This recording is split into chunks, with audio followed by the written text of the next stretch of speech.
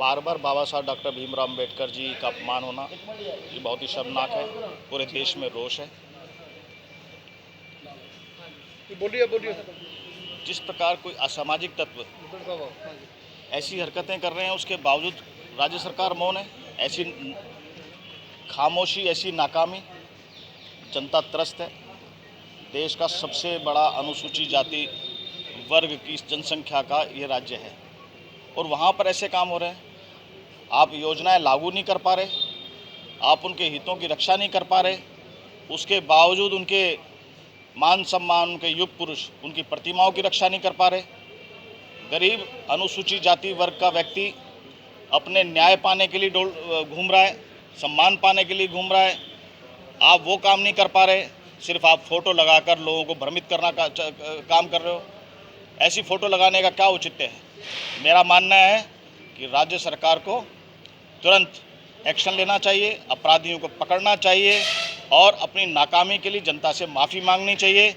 अगर ये काम बिल्कुल नहीं कर पा रहे हैं, क्योंकि लॉ एंड ऑर्डर बिल्कुल फेल है, भारतीय जनता पार्टी की सरकार पंजाब में आएगी, अनुसूचित जाति वर्ग के हितों के लिए काम करेगी, उनके कल्याण के लिए काम करेगी। जिस प्रकार देश के नायक प्रधानमंत्री श्री नरेंद्र मोदी जी कर रहे हैं। एक और तो प्रधानमंत्री जी बाबा साहब अम्बेडकर जी से जुड़े पंच तीर्थों का निर्माण कर रहे हैं 100 200 करोड़ से। 350 फुट की प्रतिमाएं लगा रहे हैं। बाबा साहब अम्बेडकर की प्रतिमा मुंबई में लग रही है। कहने का तात्पर्य यह है, जहां सम्मान मिल रहा है देश में, वहीं राज्य में अपमान मिल रहा है और कोई भी काम नहीं हो रहा।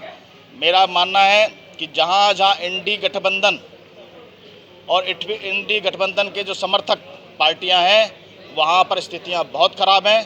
जहां भारतीय जनता पार्टी की सरकारें हैं, वहां पर राज्यों में, वहां पर दलित उसको सम्मान भी मिल रहा है और उसके लिए सारे काम हो रहे हैं। क्या लगता है आपको कि माहौल ख़राब करने की राजनीति कर रहे हैं? एक साल में पाँच बार ये घटना हो चुकी है। जनता बता रही है, यहाँ पर मैं आया हूँ, जनता बता रही है इन लोगों के साठ-गांठ हैं। अब किस किस से साठ-गांठ हैं, उसकी जांच होनी चाहिए। जी सर, बीते दिन भी आपके जो गृह मंत्री अमित शाह ने बयान दिया था, इन पर टिप्पणी की थी कि मेडिकल अपने जैसे अगर किया तो रम मिल जाता, तो वो टिप्पणी कैसे देखते हो आप? जो पार्टियां काम नहीं करती और बार बार बाबा साहब की बात करते हैं, यहाँ फोटो लगा रहे हैं लोग और वहाँ पर वहीं पर प्रतिमाओं पर स्प्रे हो रहा है, उनकी प्रतिमाओं को खंडित किया जा रहा है। तो वही तो वो कहना चाह रहे थे कि यदि आप बाबा साहब का, अम्बेडकर जी का ढंग से इज्जत के साथ में नाम लेंगे तो आपको बढ़िया तरीके से जनता भी मानेगी और सारे लोग मानेंगे। लेकिन उनके बयान को तोड़ मड़ोड़ कर पेश करने का जो काम हुआ है, उसके विषय में मैं कुछ नहीं कहूँगा। लोगों ने बहुत विरोध किया है चीज़ का। ऐसा कुछ नहीं है, मैं पूरे देश का राष्ट्रीय महामंत्री हूँ। अगर ऐसा होता तो जनता रोड पर आती। उनको मालूम था अमित शाह जी पूरी तरह से सही कह रहे हैं और इन्होंने, मोदी सरकार काम कर रही है और इंडी गठबंधन के लोग काम नहीं कर रहे हैं और पूरी तरह से पर्दाफाश इंडी गठबंधन का हो चुका है, इंडी गठबंधन के समर्थित दलों का हो चुका है। मेरा कहना यह है कि आज मोदी जी सबका साथ, सबका विकास, सबका विश्वास और प्रयास के ऊपर काम कर रहे हैं। गरीबों के लिए, कल्याण के लिए काम कर रहे हैं, दलितों के लिए काम कर रहे हैं। तो आज हमारे महामंत्री श्री संजय निर्मल जी दिल्ली से चलकर आए हैं। हमारे हाईएस्ट पॉपुलेशन वाला जो स्टेट है, एससी पॉपुलेशन वाला जो पंजाब है, वहाँ पे जो दलितों के साथ वितकरा हो रहा है और बाबा साहब जो हमारे पूजनीय हैं, जो हमारे हीरो हैं, उनका अपमान हो रहा है, तो ये सहन नहीं होगा।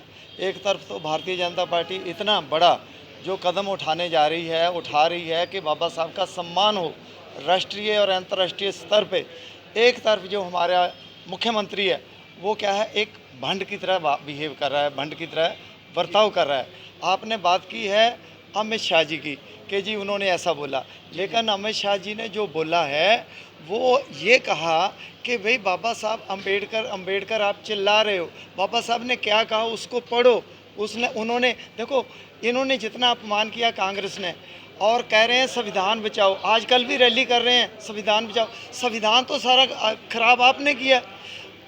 भारतीय जनता पार्टी ने तो संविधान की रक्षा की है और जो कहते हैं कि रिजर्वेशन खतरे में, कभी कहते हैं संविधान खतरे में। कहाँ खतरा है? कोई एक भी कार्य आप भाजपा का बताओ जहाँ संविधान को, जहाँ आरक्षण को खतरा हो। अब आम आदमी पार्टी ने 35% पॉपुलेशन वाला स्टेट है, लेकिन रिजर्वेशन 25% है। 7 राज्यसभा मेंबर भेजे, एक भी दलित नहीं भेजा। और आप से आके लोग लग रहे हैं। और PHU गढ़वासु 2 यूनिवर्सिटियाँ हैं, 0 रिजर्वेशन है। और अपना जो जुडिशरी है, जहाँ जज बनते हैं, वहाँ पे 45% की कंडीशन है कि 45% मार्क्स आएंगे तब आपकी सिलेक्शन, आपको इंटरव्यू के लिए बुलाया जाएगा। और दोनों में मिलाकर 45% होंगे तब आपकी सिलेक्शन होगी। तो किसी न किसी तरीके से सरकार जो दलितों को बाहर का रास्ता दिखा रही है, अपमान का रास्ता दिखा रही है, ये हम सहन नहीं करेंगे। माहौल ख़राब हो रहा है। माहौल ख़राब हो रहा है। हम लोग पढ़े लिखे हैं। देखो, हमने आज मौन प्रदर्शन किया, लेकिन हम हाईएस्ट पॉपुलेशन वाले लोग हैं।